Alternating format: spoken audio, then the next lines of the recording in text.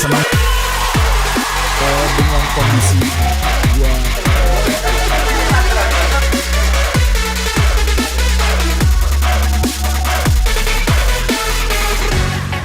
Alright, balik lagi di Asia Zara Radio. Tentunya dalam program kesayangan kita Art Talk, dan masih bersama saya Rolis Firman. Dan hari ini kita kedatangan Jonathan Kasih Christian, betul ya? Iya benar. Atau disingkat, gak usah lah. Jangan. GC. GC ya. Jesus Christ. Bukan yang tadi kita omongin. Iya. Ya, gimana kabarnya teman-teman semua? Saya berdoa, kami berdoa biar teman-teman semua tetap dalam lindungan Tuhan yang Maha Tinggi ya. Tentunya sehat-sehat semua gitu ya, dimanapun kalian berada yang lagi nonton acara ini. Terima kasih banget udah setia, selalu senantiasa nungguin daripada program-program daripada Asia Zara Radio, khususnya dari program kesayangan kita Art Talk, dan masih bersama saya khususnya tentunya ya Rolis Firman ya. Dan hari ini ada Jonathan Kasih. Jonathan Kasih, kamu apa kabar? Puji Tuhan baik. Baik ya. Umur berapa sih kamu tuh? Aku masih umur 15 tahun. 15 tahun ya. Waduh, 15 tahun gue. Di sini ada yang 15 tahun enggak? Ada. Yang lagi nonton ada yang 15 tahun? Kalau ada yang 15 tahun boleh langsung di komen aja. Berarti kalau kamu 15 tahun, waduh, kita beda 21 tahun gitu. 21 tahun. Oke, lagi sibuk ngapain sekarang, Jo? Kalau sekarang sih lagi sibuk pelayanan sekolah dan lagi nyoba bisnis. Lagi sibuk pelayanan, sekolah, Dan lagi nyoba bisnis. Berarti sekarang sekolah kelas 1 SMA. Kelas 1 SMA ya. SMA di Depok. Iya di Depok. Di Depok ya pastinya ya. Pasti di Depok. Luar biasa sekali. Lagi coba bisnis apa? Lagi coba bisnis baju.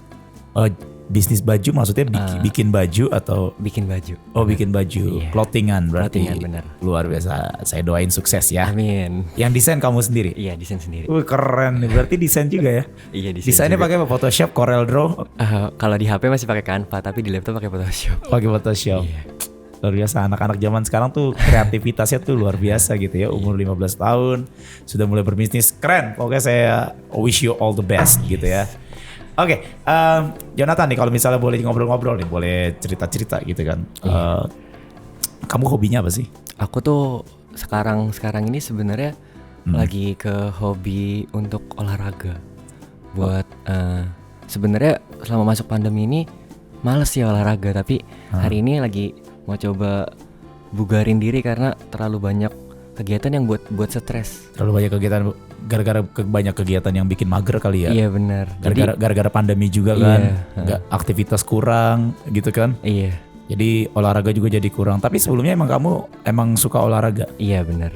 Dulu emang olahraga. Dulu atlet. emang atlet, emang Iya. beneran atlet. Iya atlet. Bukan atlet-atletan kan? Bukan. Beneran Oh, atlet. Beneran atlet. Beneran atlet. Kok bisa? Hari itu singkat cerita masuk ke salah satu SMP yang bergengsi, sekolah atletik Di Depok. Sekolah atletik. Jadi beneran atlet ya, karena sekolah juga sekolah atletik ya. Bener. Nah, ini kan maaf nih ya, bukan body shaming gitu ya. Iya. Kamu kan kurus gitu kan. Kamu ngambil atlet tuh ngambil apa? Awalnya sih sebenarnya aku tuh karate.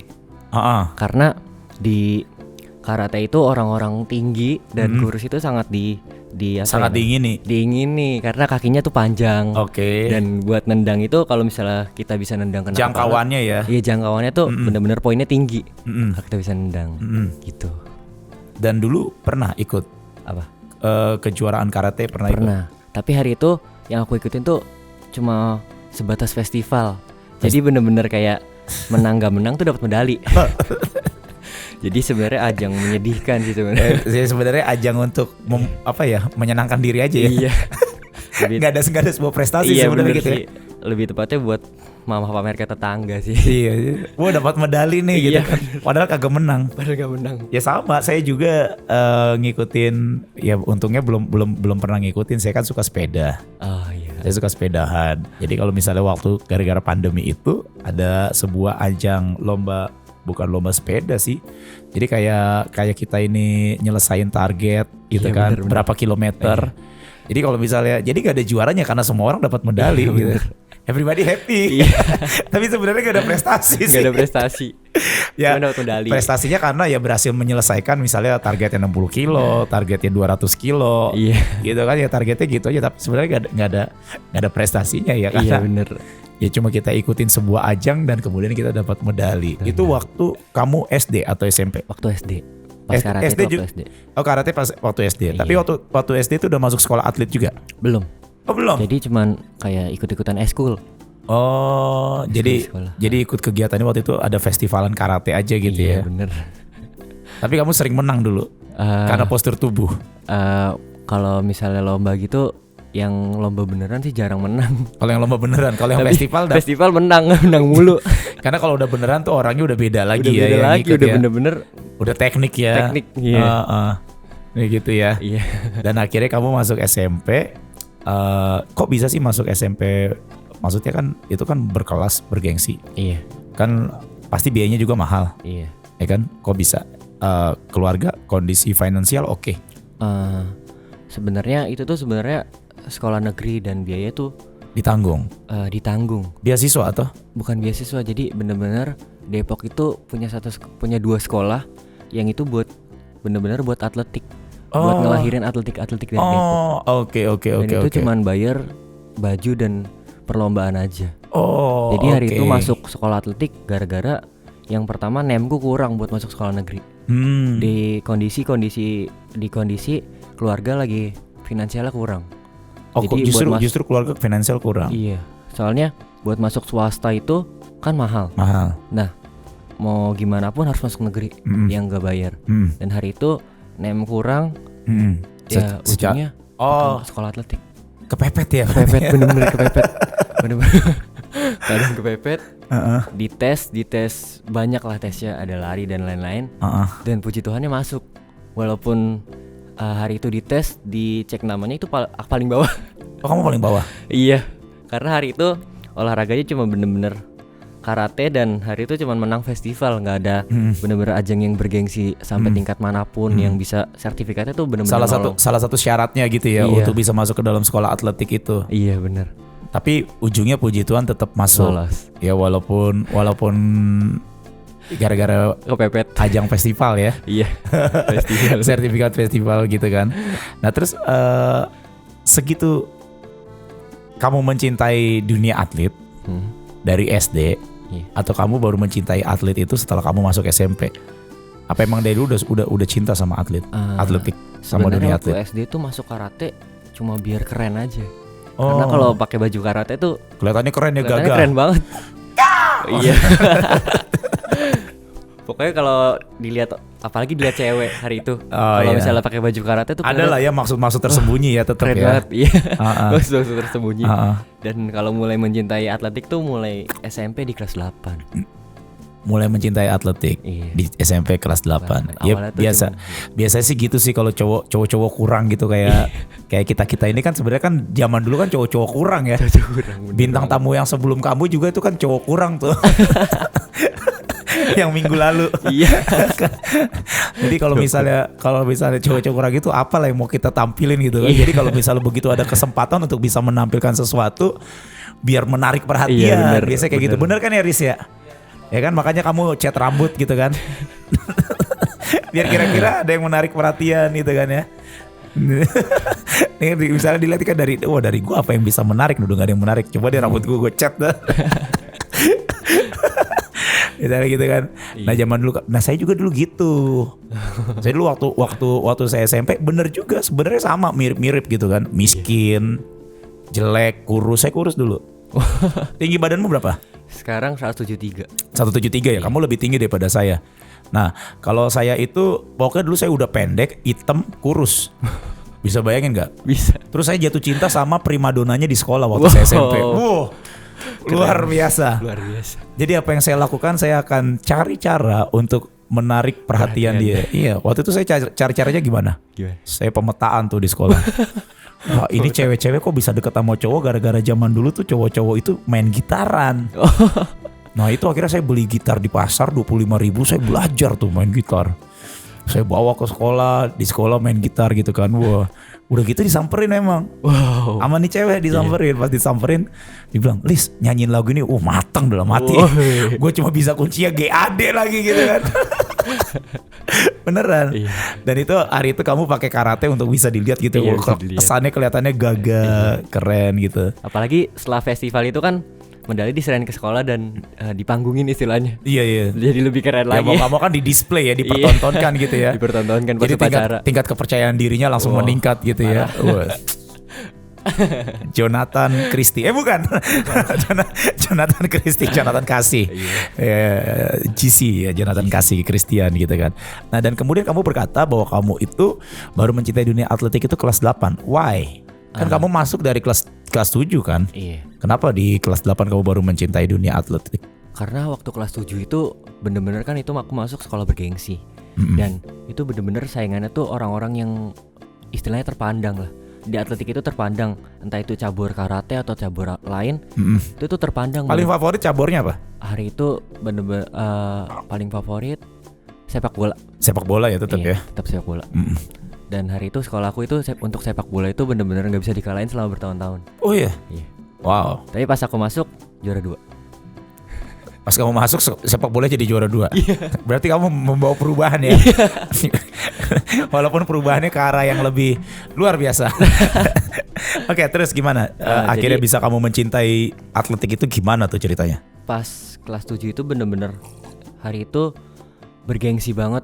Aku ngeliat teman-temanku bener-bener dia tuh lomba bener-bener tingkat provinsi dan tingkat nasional. Medalinya tuh beneran medali beneran lah. Medali pokoknya. sungguhan gitu Sungguhan, nggak kayak aku. Karena sebuah karya prestasi Iya, bener. gitu ya. Dan berantemnya juga berantem beneran. Yang di karate. Yang di karate. Berarti kamu berpikir kamu pengen ngambil karate tuh dulu? Iya, tadinya pengen ngambil karate, cuman pas ngelihat teman-teman aku kok ini gila keren banget. Gua apaan ini cuma lomba festival, sertifikat festival, nggak ada apa-apanya. Dan hari itu aku bener-bener insecure dan menjalani kelas 7 itu dengan sebuah nggak punya cabang olahraga, cuman ikut-ikutan semua cabang olahraga, gak lomba juga. Tapi nggak jelas gitu, nggak jelas, nggak milih gitu. random. Cuman ikut latihan-latihan, tapi hari itu pas kelas 7 itu aku sempat dibully juga sih. Gara-gara bener-bener aku nggak punya cabur, nggak punya sebuah kayak yang menarik dalam diri aku, nggak punya. Karena nggak jelas. Nggak punya cabang olahraga, nggak punya. Ya pokoknya nggak punya prestasi, lomba nggak ikut. Iya, terus untuk masalah belajar juga kurang itulah pokoknya kurang pinter istilahnya. Secara pendidikan ya. Secara pendidikan juga kurang pinter. Dan hari itu aku mulai merasa gagal lagi dan mulai mau menyerah. Mental down di situ. Mental down lagi. Tapi hari itu ketika aku mulai masuk kelas 8, guruku tuh buka sebuah perlombaan. Buka pendaftaran untuk diajukan ke perlombaan di Depok. Dan hari itu pas latihan, puji Tuhan yang dipilih banyak dan termasuk aku kepilih. Dan hari itu cabur apa? Cabur maraton. Maraton. Iya. Lari menengah. Lari menengah. Iya. Capek nggak? Capek banget. Itu kalau maraton itu larinya berapa meter sih? Paling normal itu 5 kilo. Paling bawah? Paling bawah 5 kilo. 5 kilo? 5 kilo. Paling topnya kamu pernah berapa kilo? Paling top 10 kilo. 10 kilo pernah? Tapi paling top lagi yang belum aku pernah coba 42 kilo. Kamu pernah nyoba yang 10 kilo? Pernah nyoba yang 10 kilo. Itu bener-bener udah. Itu kamu selesaikan dalam berapa menit? Dalam waktu 2 jam. Itu bener-bener aku udah jalan, udah duduk dulu karena udah gak kuat karena pengen lanjutin ini. Paru-paru udah gak kuat. 10 kilo tapi di lapangan kan? Muter di lapangan. Oh jauh, ada treknya? Jalanan, lebih ke jalan raya kalau tahu jalan raya Margonda.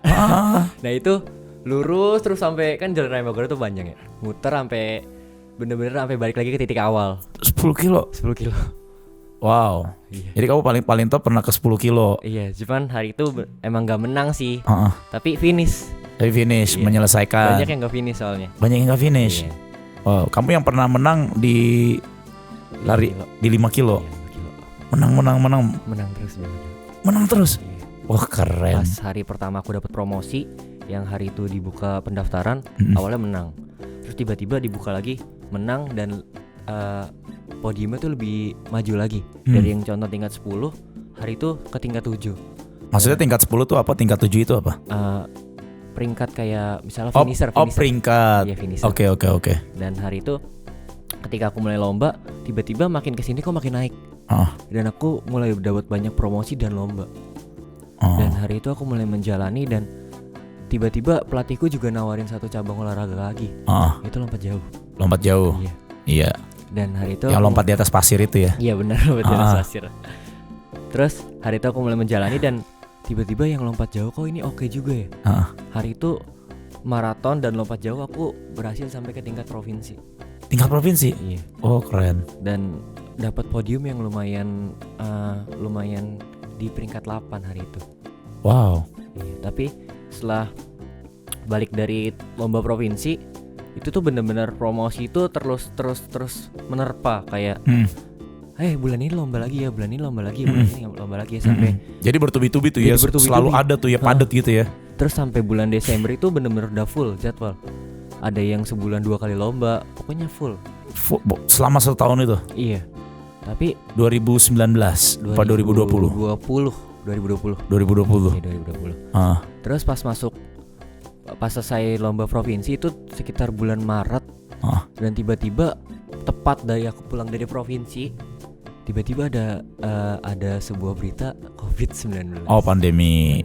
Oke. Dan hari itu pandemi itu adanya pertama kali di Depok. Iya, pertama kali di Depok tuh. Di Depok. Ya Depok tuh banyak sering pertama kali tuh ya. Makanya bener-bener banyak berdoa tuh. Ya kan dulu ada aja babi ngepet lah di Depok gitu kan. Jin buang anak segala. Iya, jin buang anak segala macam. Tapi sekarang udah enggak kan, udah sering didoain. Yes, bener. Ya kan, Depok jadi kota kemuliaan. Yes, amin. Ya kan jadi rumah Tuhan gitu kan, ya. Dan tunggu, berarti kamu tuh waktu mulai mencintai atletik itu karena itu ya, ketemu di situ passionnya ya. Ternyata kamu nyoba karate nggak dapet, nyari cabang olahraga yang lain nggak dapet, tapi begitu diberikan sebuah kesempatan, ya kan tadi kan kamu cerita kamu dibully gitu kan, tapi sampai satu ketika kamu diberikan sebuah kesempatan di cabur lari maraton, dan akhirnya membuktikan bahwa oh ternyata kamu di situ mikir nih, wah ini aku di sini nih. Di situ kamu mikir begitu. Nah, and then kemudian akhirnya COVID itu datang, apa yang terjadi? Awalnya tuh kan bilangnya libur 2 minggu ya. Terus totalnya 2 tahun. bener. Masuk udah pakai celana abu-abu. Awal tuh kan libur 2 minggu. Murid saya juga bilang kayak gitu. Iya bener kan. Kak, saya di prank nih sama sekolah. Bilangnya libur 2 minggu. Ternyata pas masuk saya udah SMA. Ya, terus apa yang terjadi tuh? Kan itu hari itu libur 2 minggu. Dibilangnya libur 2 minggu. Terus awalnya juga lomba-lomba tetap aman katanya. Katanya wah, COVID bisa bisa diatasi. Bisa dihandle lah. Bisa dihandle. 2 minggu. Tapi setelah 2 minggu kok tiba-tiba ada perpanjangan libur. Dan pas perpanjangan libur tiba-tiba Dan itu nggak ada latihan sama sekali, nggak ada kegiatan sama sekali. Dan pas perpanjangan libur tiba-tiba kok satu demi satu kok setiap perlombaan kok nggak cancel ya. Setiap lomba di cancel. Iya. Jadi selama lomba yang tahun 2020 yang tadi kamu bilang itu kan COVID kan masuknya kan tahun 2020. Iya. Itu semuanya nggak ada satupun yang rilis akhirnya. Nggak ada. Cancelled semua. Nggak ada sama sekali. Wow. Ada sekitar 7-8 lomba perlahan di cancel. Awalnya sih ditunda. Ujungnya tetap di cancel dan nggak pernah lomba sampai sekarang. Wow. Dan hari itu benar-benar membuat aku stres dan nggak punya tujuan hidup dan merasa gagal dan karena kamu merasa kamu baru menemukan sebuah passion gitu ya. Kayak baru menemukan sebuah harta karun dan harta karun itu hilang. Jadi kayak rasanya gimana tuh? Kayak langsung drop gitu. Drop, menyerah dan nggak punya tujuan hidup. Jadi kebanyakan melonya, kebanyakan malas-malasannya. Bahkan ke pendidikan juga ikutan malas. Jadi mau ngapa-ngapain jadi malas gitu. Iya, bahkan kalau orang dunia bilang mati segan hidup tak mau. Iya, hidup tak mau. What is the worst thing? Artinya hal terburuk apa yang sempat terlintas di benak kamu hari itu? Hari itu aku pernah sempat mikir bunuh diri sih. Karena no way. Serius. Beneran. Anak umur 13 tahun. Iya, bener. Berpikir pengen bunuh diri karena nggak bisa lomba lagi. Iya, karena berpikirnya mimpiku selesai sampai di sini. Karena hari itu kamu lagi passionate banget ya. Parah. Terus kemudian akhirnya nggak ada usaha untuk ke situ kan, tapi kan Nggak ada usaha. puji Tuhannya nggak ada usaha untuk ke situ kan. Iya. Tapi hari itu pas aku mau berpikir untuk bunuh diri dengan keadaan yang banyak masalah dan nggak punya mimpi lagi, aku tuh tahu kalau bunuh diri pasti masuk neraka. Ya, takut juga gitu. Takut juga ya, ngeri. Ah. Gimana ini? Terus hari itu aku mikir kalau mundur mati, Iya. mati masuk neraka atau maju mati sekalian dalam peperangan. Iya. Aku mikir gitu. Ya udahlah, mending maju aja lah. Ah. Meskipun mati dalam peperangan, Seenggaknya gue maju gitu. Seenggaknya maju. Seenggaknya punya apa ya? Progres. Progres. Ada. Iya. Ada kemauan maju daripada mundur dan mati masuk neraka. Mundur itu maksudnya sebuah tindakan bunuh diri itu Iya, kan. Bener. Dan kemudian akhirnya bagaimana caranya kamu supaya sampai kamu akhirnya bisa bangkit kan, itu kan pasti kan drop banget gitu kan ya. Iya. Itu kan drop banget, kamu gak ada kegiatan, gak ada lomba, gak ada latihan. Itu kan bagi seorang atlet itu kan segalanya gitu kan, apalagi baru wah ternyata nih aku di lari maraton ini bisa dapat podium and then kemudian dalam waktu yang sangat singkat itu seperti dipotong sedemikian rupa, bam. Itu kan bagaimana caranya kamu untuk bangkit? Hari itu aku kan waktu itu kan COVID ya. Dan udah nggak ada kegiatan lain. Iya, puji Tuhan sekarang COVID udah selesai ya. Iya. Hari itu benar-benar gak ada kegiatan dan kegiatannya cuma gereja. Benar-benar minggu gereja. Terus banyak kan pas awal-awal COVID itu kan banyak hamba Tuhan buat Zoom. Buat banyak komunitas baru yang ngundang-undang anak muda untuk Zoom. Iya.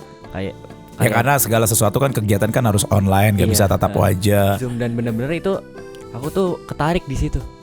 Dan aku mulai ngikutin, daripada gabut lah ya, nggak ada kegiatan di rumah, stres, mending ke gereja lah. Milih untuk ke gereja dan coba dengerin Zoom dari komunitas-komunitas, pokoknya dari banyak hal.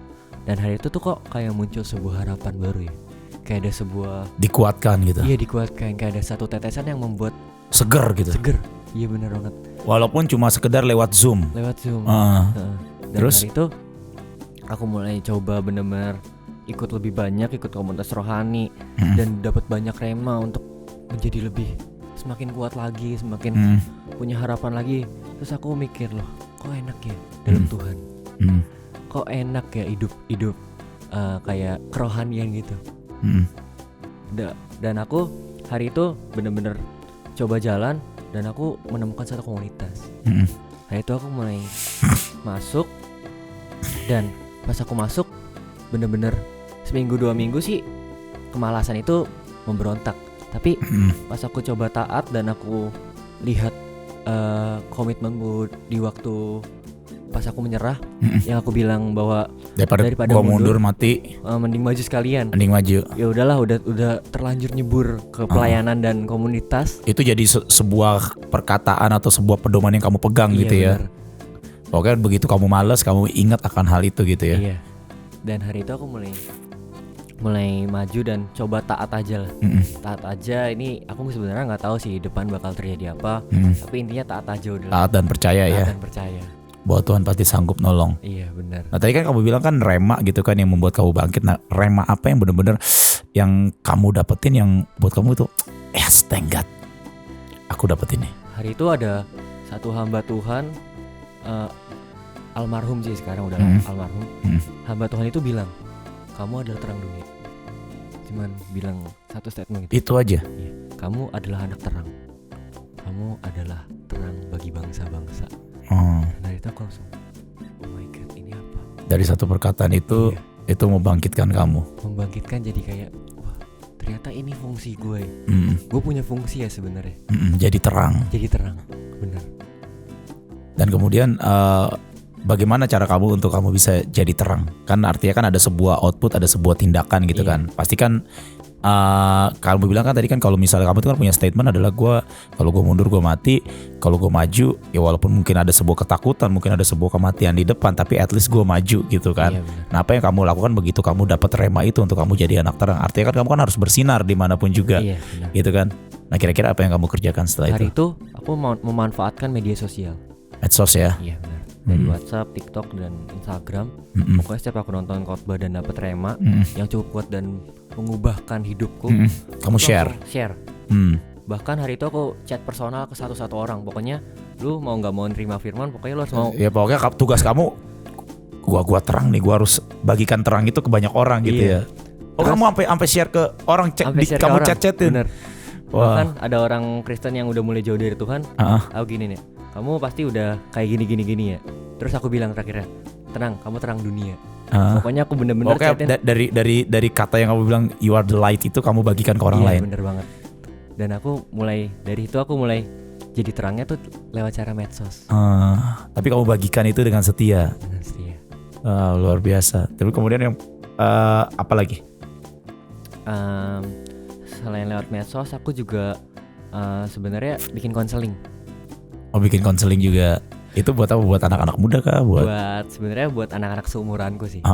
Karena kalau misalnya anak-anak yang di atas aku tuh masih punya rasa minder. Lu anak kecil ngomong apa sih lu? Iya bener. Gitu. Aku pikir gitu dianya. Tapi aku buat konseling untuk anak-anak yang seumuranku. Untuk teman-teman gereja dan teman-teman sekolah yang Kristen. Aku ajak lah pulang sekolah kita konseling, makan, ngobrol gitu. Pulang gereja konseling, makan warteg, itu asik. Dan itu membuat kamu hidup lagi. Iya. Dan terakhir sebelum kita tutup, kan saya dengar kamu kan pernah juga diundang di sebuah channel YouTube. Iya. Itu tuh gimana tuh? Hari itu ya walaupun sekarang diundang lagi nih di dalam sebuah channel YouTube. Iya bener. Yang sangat terkenal. Iya. Hari itu di komunitasku tuh banyak ngajarin beberapa hal, termasuk salah satunya khotbah. Dan pas aku sebenarnya di kelas khotbah ini aku tuh jadi yang paling jelek karena dengan keadaan mental. Kenapa kamu bilang paling jelek? Karena ini kamu ngomong bagus loh dari tadi loh, beneran. ini udah melewati. Oh waktu itu. Sekitar 1 tahun yang lalu. Yeah. Jadi ada kelas khotbah dan aku tuh menurutku paling jelek dan menurut pemimpinku juga aku paling jelek. Oh gitu. Karena pas aku ngomong, aku tuh kelibet-libet. Bahkan buat ngobrol biasa sama pemimpinku aja, pemimpinku gak ngerti aku ngomong apa. Kamu ngomong apa sih gitu? kayak apa ya? Lidah sama bibir tuh kayak nempel-nempel. Gak jelas gitu. Gak jelas pokoknya kayak gagap gitu lah. Tapi hari itu singkat cerita ada satu channel YouTube yang ngechat aku.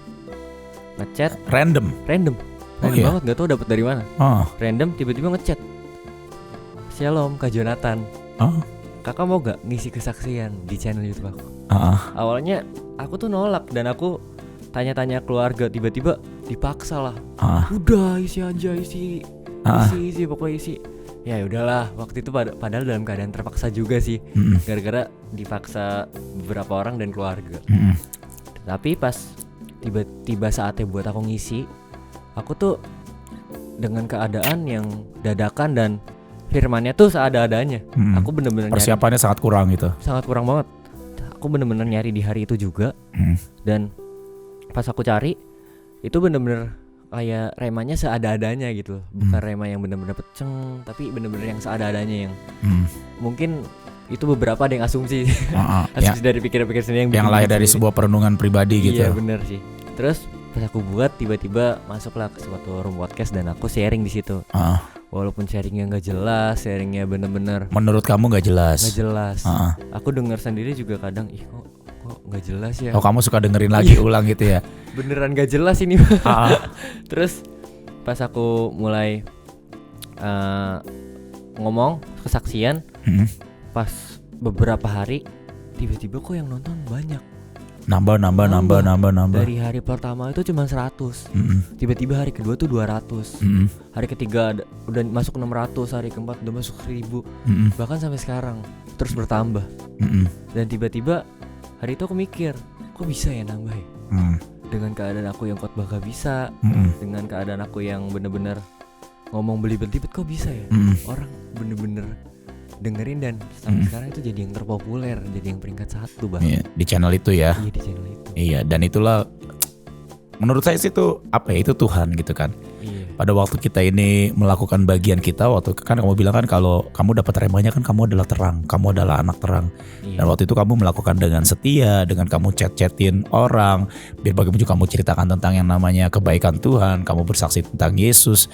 Itu kamu dengan cara seperti itu, walaupun mungkin kelihatannya apa yang kamu sampaikan, apa yang kita sampaikan tidak jelas, tapi pada waktu kita melakukannya dengan setia, maka Tuhan yang akan berperkara. Iya. Gitu, luar biasa banget ya. Dan sekarang ya saya juga tadi udah lihat yang kamu tadi bicara di YouTube ya, saya belum nonton tapi saya lihat viewersnya memang kamu yang di episode itu kamu yang paling banyak gitu kan.